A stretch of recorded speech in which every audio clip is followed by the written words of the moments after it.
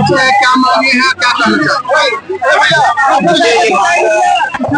कई दशक पुरानी मांग है।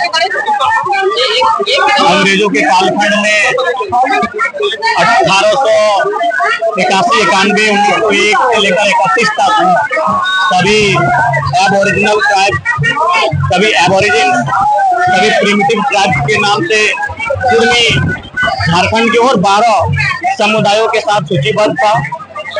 सीएनटी जब कानून बना उस समय भी उन्हीं 12 समुदाय के साथ कुर्मी को सीएनटी में शामिल किया गया।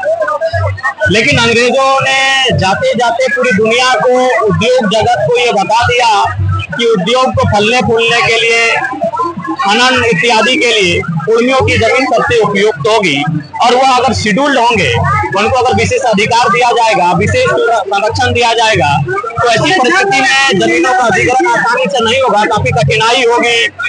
तो इसलिए उन्होंने बड़ी चालाकी के साथ, बड़ी साजिश के साथ स्वतंत्र भारत में गणतंत्र की स्थापना के ठीक कुछ ही दिनों बाद कुर्मियों को बिना किसी कारण बताए सूची से, लिस्ट से बाहर कर दिया और उसके बाद से एक बहुत बड़ा साजिश हुआ, लगातार उनकी जमीन को अधिग्रहण करने का, उनको हाशिए पे रखने का। तो समय समय पर ये आंदोलन चलता आया है, लेकिन चूंकि उस समय झारखंड अलग राज्य की लड़ाई हो रही थी और कुर्मी की लगभग आधी हिस्सेदारी है झारखंड अलग राज्य में, आधी हिस्सेदारी रही। इसीलिए हम झारखंड राज्य को बनाने में प्राथमिकता दिए कि पहले राज्य बनने दिया जाए, क्योंकि दो आंदोलन साथ में नहीं हो सकते थे। इसलिए झारखंड राज्य बनने में प्राथमिकता दिया। निर्मल माहौल तरीके के हमें लगता है हजारों लोग जिन्होंने शहादत दिया झारखंड राज्य को बनने में, लिहाजा दोनों आंदोलन साथ में हो सकता था। लेकिन हल्का फुल्का विचारों के साथ, और हल्का फुल्का नहीं, झारखंड मुक्ति मोर्चा माननीय दुष्म गुरु शिबू सोरेन ने स्पष्ट कहा, कई अवसरों पर स्पष्ट कहा, झारखंड के टोटली कुर्मी को करने के लिए उनकी सरकार आपको ही केंद्र को प्रस्ताव भेजेगी और प्रयास करेगी।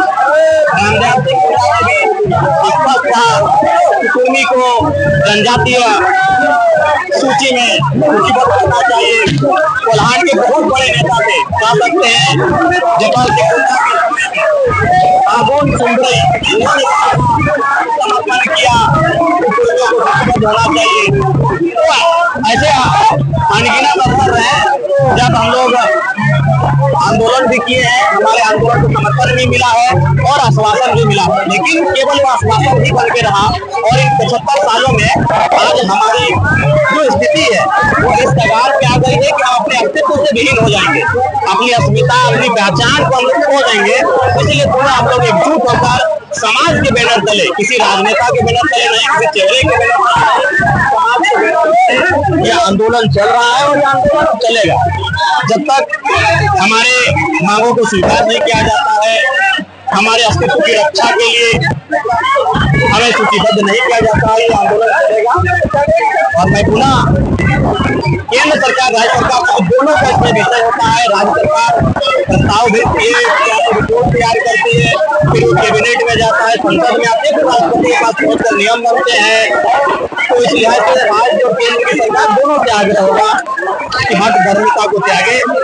झारखंड राज्य की बहुत बड़ी आबादी, क्योंकि जनगणना नहीं है इसलिए एग्जैक्ट कुछ नहीं होगा, लेकिन बहुत बड़ी आबादी जो